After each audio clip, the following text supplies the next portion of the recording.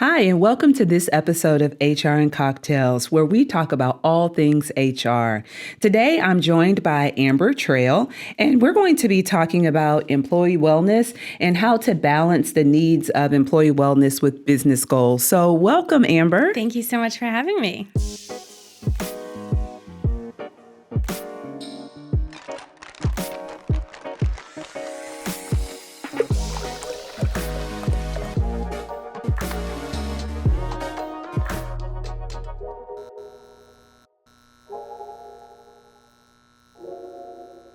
So tell our listeners about you and what you do. Yes, so I am the managing HR consultant at Prescott HR. Yes. And what I do is I support not only just the consultants and, help with resources and give them any, additional advice that they need, but also I have my own clients, which is fantastic because I love working one-on-one with clients as well. Yes, awesome. And it's been awesome to have you on the team. It's been great. It's been great.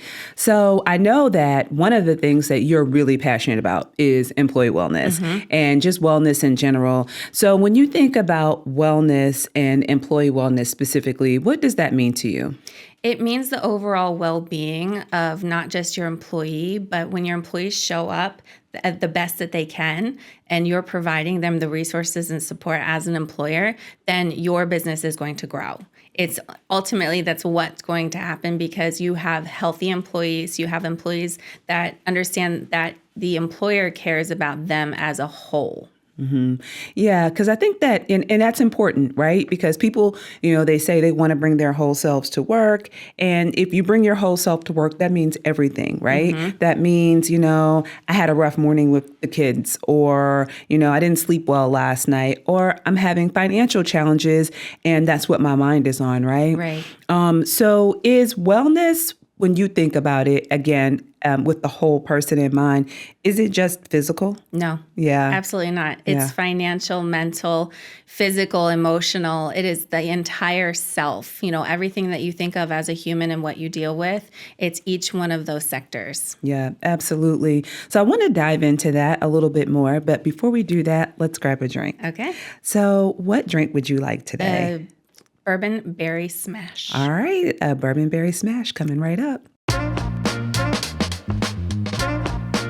All right. So, Amber, you chose a bourbon berry smash. What made you choose that drink? So I was looking for something new and different. So I went on our friend ChatGPT and typed in what I wanted, and it spit out this recipe. I love it. Well, hey, we find recipes where we can. So this recipe is blueberries. Not blueberries, they're blackberries. So, or you can try blueberries, but we're going to do blackberries. So we're going to put a few blackberries in our shaker, maybe about 4 or 5.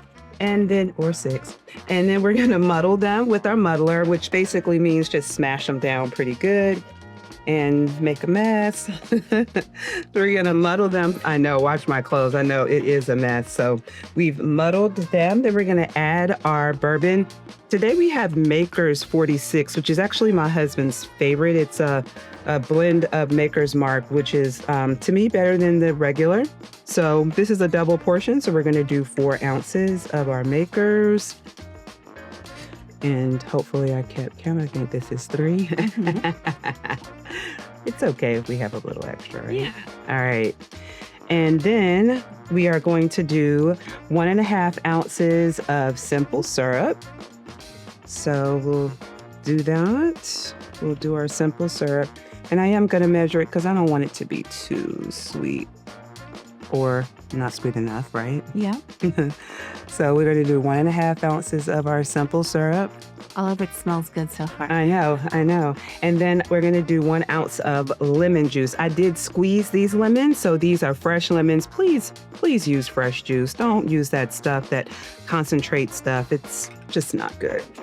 So now we're going to put some ice in our shaker, and we're going to shake it because remember, whenever we use a fruit juice, we shake just to get it all mixed in. So, and because I cannot get the chunk of ice out, I'm just going to get it right like that. And then we're going to shake. And before we shake, we're going to put some ice in our glasses so we are ready when we strain our drink. So I'm excited. So have you tried this drink yet? I have not, Okay, so this looks, but I love berries and Yeah. mint, and bourbon. So and you know what? We're heading into spring right now. I don't know when you're watching this. Please watch it all year round. But right now we're making it in the spring. So we're gonna shake and just mix everything up. All right. And let's see what it looks like. Oh, it's very pretty. it's pretty. Yeah, pretty. All right. I think that our pulp is getting in the way. All right, let me shake it a little bit.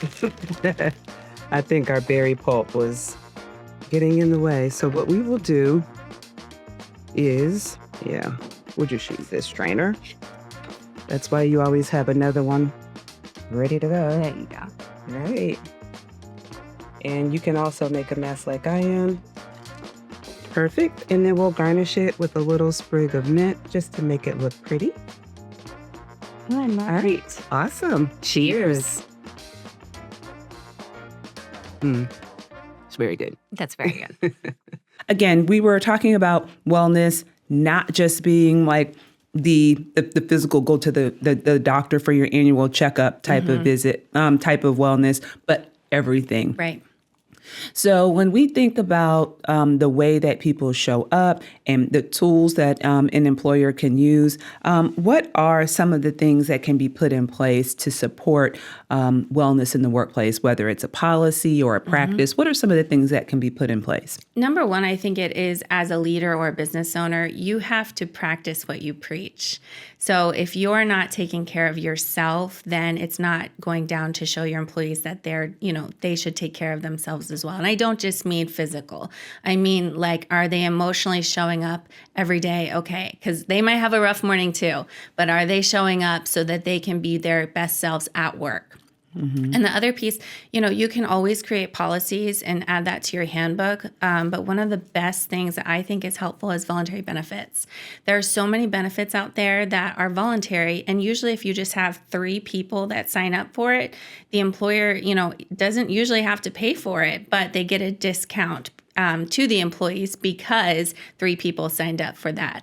And that could be an EAP. EAPs are great because they have the counseling for finances. They have counseling for mental health. They have nutrition programs. If you want to lose weight, they have a ton of different programs out there that are helpful for both employer and employees.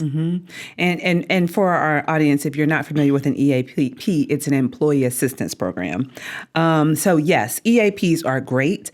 And I also feel like a lot of organizations have them, but employees don't leverage them. So what would you recommend for increasing utilization of the EAP and communicating the EAP to employees? I think the best way to do that would be a monthly lunch and learn or a quarterly lunch and learn, whatever you're able to do, and have your EAP come and present, whether it's on Zoom or in person, and just present on different topics. This is what's available. This is how you utilize it, because you have to consistently let them know it's there. It's a benefit for you so that they actually go and utilize it. Yeah. And I think that now there are a lot of things happening, like in the world in general, right? So there are, family members that are losing their job, whether it's federal government, whether it's a variety of things, right? And so people are really feeling stressed, even if it's not their direct job that's being impacted. They have a family member, or their neighbor, or someone's being impacted by some of these things.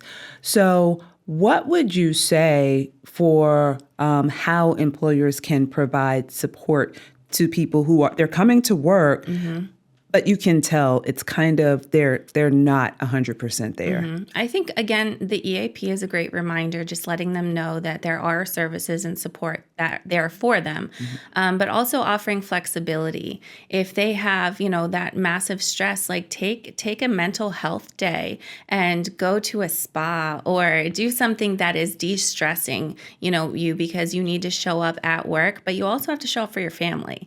So you almost have to take a day day, or have some flexibility that the employer may let you work from home some days, or, come into the office a little later because you know that it's very stressful in the morning to get the kids on the bus. I think just offering those options is a great benefit for the employees that the employer can, most employers can offer that. Yeah, absolutely. And I think sometimes employers are like, well, how do I know if that's what it really is? Or how do I know if they're just saying that and they just want to take a day off? And I think to a certain extent, if the person's not abusing it, you should know your employees well enough to know whether or not that person is, not being themselves and allowing that person that flexibility, like you said, to de-stress. Yeah, they have the weekends, but I think that, both you and I as parents know that the weekend is not a day off because the kids are home, right? Yes. So on a day where the children are at school, if you can go get a massage, that's a day where you can come home. For me, it's watch judge shows. I love watching judge shows.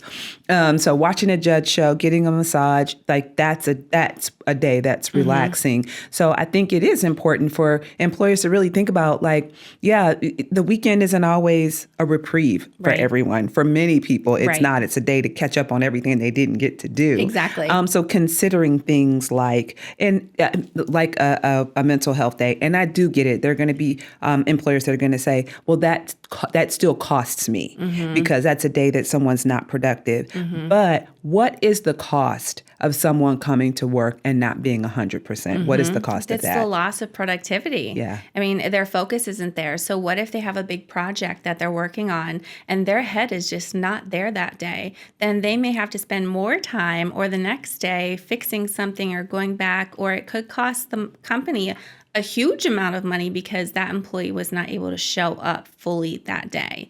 So I think, the cost, the benefits outweigh the cost 100%. And even thinking about, having your employees, if they get really stressed out at work, take a break, take a walk outside. If it's a beautiful day out, go take a walk outside. Sometimes that 5-minute break and that fresh air is a game changer for some people. If you stare at a computer all day long, it's nice to have your eyes off of the computer for a little bit. Yeah, absolutely. Absolutely. So we've talked a little bit about the mental wellness piece of it. So what about the financial? What can organizations do other than give them a whole lot of money, right? What can employers do to assist with employees' financial wellness? There's a couple different things. Retirement plans are great. A lot of retirement plan brokers could come in and have those counseling sessions. Where do you want to be? Do you have kids? Do you want to set up a college fund? And if someone says, well, I don't even have enough money for day by day. Okay, let's look at it. Let's create a budget for you. And then you go off of that budget, but still able to save for your retirement, save for your kids' college, whatever that looks like, save for a big vacation. Yeah. But also, the financial counseling. I know that some EAPs do offer financial counseling, and that's included. And I think, again, it's helping them, where are you spending your money? It's something the employer should not be doing themselves, but there are outside resources that the employer can bring in to help support the employees. Yeah.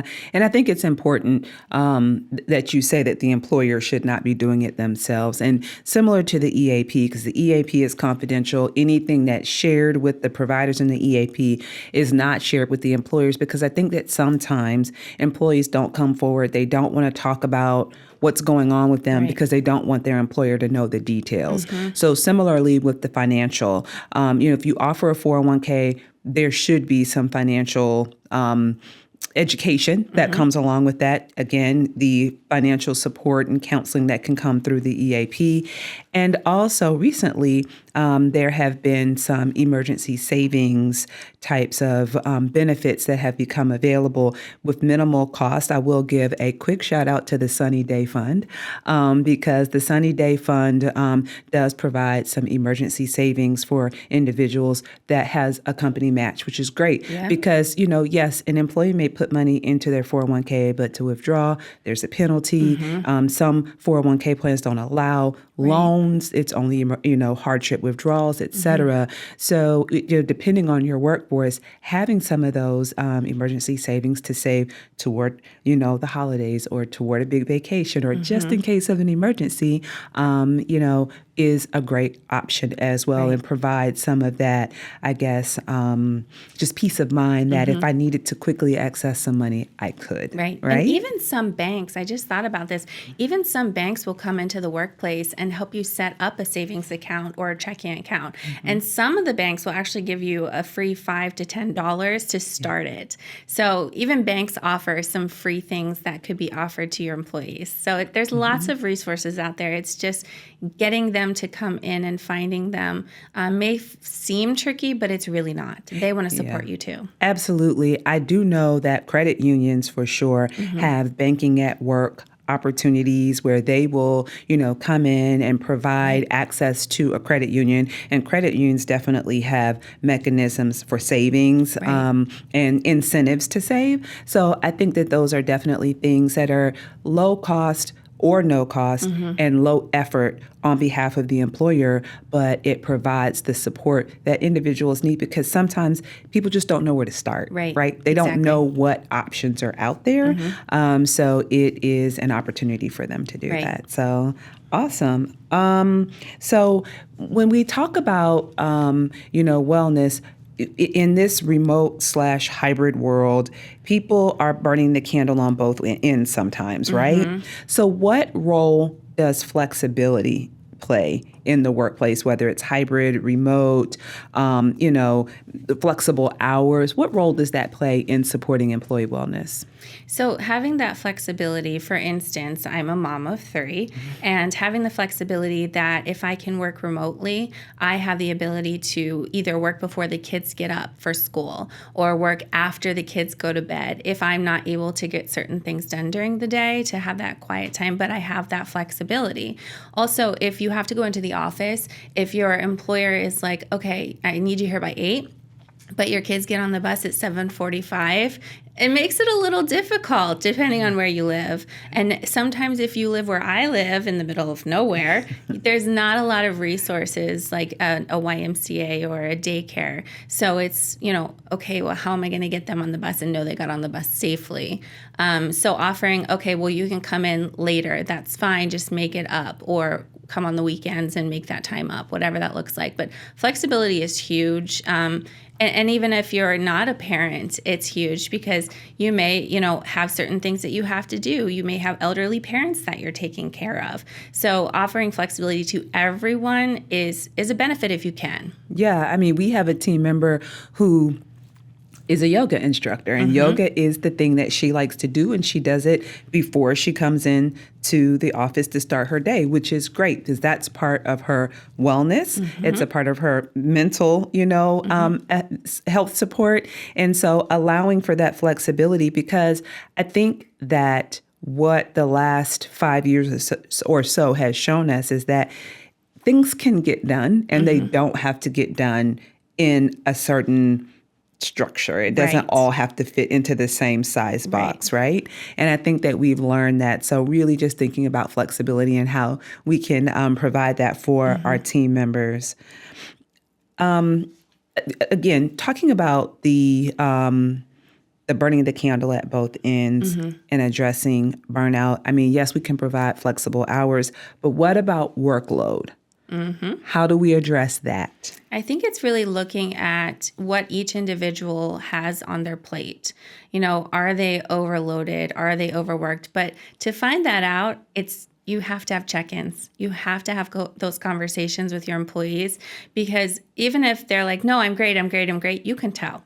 If someone's like, no, I'm great, and you're like, no, what can I help you with? What can I take off of your plate? Because, high achievers like to take on and on and on. And essentially at some point they're going to burn out. They're going to be so stressed out that they're like, they shut down. And you definitely do not want that. So I think looking at their workload, having those conversations, talking with their managers and saying, okay, how is the work being split up? Are they meeting their expectations? Are they meeting their goals? If someone is really falling behind and not meeting goals or expectations, it's definitely worth a conversation, because there may be too much on their plate that they can't. They may feel overwhelmed and they're trying really hard. So open communication and conversations is one of the best ways to find out about, their workload, so they're not getting burnt out. Yeah, definitely. And I think that, it's also important for employers to understand that we need to understand how work is structured, whether or not this person is doing the work of one FTE or 1.25 FTEs, because that also makes a difference. Right. So the other part of this conversation today is about balancing employee wellness with meeting business goals. So the things we've talked about have been about employers being flexible, employers providing resources, but how do we manage the business side of it to make sure that while we're giving this flexibility and while we're doing these things, that we're still meeting the needs of the business? So I think we already spoke on it, productivity. So if your employees have a high level of productivity and performance, if they are, themselves every day, their focus is there, they're showing up, they feel good, that comes back to wellness. They have to be their best selves before they show up. And when you get that from an employee, they're going to help you meet those business goals. They're going to help you financially. They're going to help you meet whatever, expectations or goals you have, maybe for other clients or maybe for other customers, because they're showing up for you. And I think that is going to help meet your business goals, because your employees are taking care of themselves. And I think that's important because I don't know that we sometimes as leaders and employers always know how to measure productivity. So we measure how long someone's in the office. We measure what time they come in and what time they leave, but we're not always measuring the actual productivity. Right. So therefore, we're not able to see the ROI of letting someone be off, right? So some of that is on us as business leaders to really say, what should I be looking for? What should I be measuring to know whether or not if Amber says she needs to take a day off, that is actually going to equal more productivity in the end, because it almost feels counterintuitive, right? So what would you say to employers about how they can look at what are some of the data points for measuring productivity, and what are some of the activities that they need to do that analysis? I think one thing, for example, with our consultants, if they want to take a day off, okay, have you met with your clients? Have you done everything that you promised you would get done? Are their goals being met? And it's different for every business, but making sure that the goals or expectations for your customers or your clients or your managers or supervisors is getting completed. If you have, very specific measurable goals that you can, maybe it's, you produce 20 widgets a day. Are they over exceeding? Are they getting that done? If they're falling behind, it might be harder to let them, take off a day. So it's really measuring whatever that work product or service is, and is the client or customer satisfied? Are they happy? I know that I'm not a data person, but there's lots of data points that I know are measured based off of productivity and scorecards and metrics. And that really does help. But it also shows you if people are being overworked, if they have too much on their plate. And that, I know some employers go to, wait, what's going on? Like, do we need to put them on a performance improvement plan? No, not necessarily. I think you just need to have the conversation to see if they're overworked or what's going on, in overall with them as a human. Yeah, exactly. And again, I think it's important, because we're talking about the balance for employers to really think about that. And you spoke a few minutes ago about overachievers. And I think that there are individuals that are managers and leaders because that's where they want to be. They push themselves, they move forward. And so for them, they don't understand why everyone can't be at 110%. Right. But there are some people who that's not their goal. That's not why they want to be there. They are there for a different reason, and they're motivated by different things. And they also need different things to reset. And so I think it's important for us as leaders and managers to really think about everyone's not like me. Everyone doesn't need the same thing. Right. I can get up and I can push through and be like, okay, the next 4 weeks, I'm not going to be able to catch my breath, but that's okay, because once I get on the other side of that, and there may be other people who look at that and they're like, I'm not going to be able to do that. Right. Right. So we also kind of have to look at who are we dealing with? They're different than me, and recognize that as well. Right. Yeah. Exactly. Yeah, absolutely. So what are some common barriers that you've seen for employers being willing to put these things in place? I'd say they think number one is financial. Financial is a huge piece, and they're like, okay, well, that's going to cost me money. But you have to also think about, is there the lack of productivity, is the lack of focus going to also cost you money, or mistakes going to cost you money? So the financial barriers are usually number one. Number two is, if, like you just said, if the employer is a high achiever and the other employees are not, okay, well, then there's that barrier that they don't understand that people don't always work like them too. Yeah, exactly. Because I think about, I'm not sure if everyone's familiar with DISC, but it's personality and communication profile tool. And my DISC profile is high D, high I. So I am just like, let's just get stuff done. I don't want to sit in the details. I don't want to deliberate. Let's just get it done. But for someone who's an S or a C, they need time to think about it. They want to collaborate. They want to get together. And, my personality style is like, so let's just make a decision, right? And so, even just in that instance, it's like I have to slow down and I have to say, this person needs something else in order to think through a problem. And so similarly, as we're dealing with other aspects of our lives, everyone processes things differently. Right. Everyone needs something different for themselves. So when you think about wellness and self-care, what's something that you do? What is something that you do that you're like, this is the thing that just brings me Honestly, happiness? it's the simplest thing, is just walking outside. Okay. I live in the woods, Okay. so for me, it's that peace and quiet and walking outside and just listening to the birds. So that's another example of how, like, going outside and walking for me, that's a hard no. That is a hard no, because then I think about mosquitoes and bugs and animals. That's so interesting, because for me, what makes me happy is going to a spa and drinking champagne. I like that too, but So everyone has their different things. Well, thank you so much, Amber, for coming and joining us and taking the time to talk about wellness. And thank you for joining us on this episode of HR and Cocktails.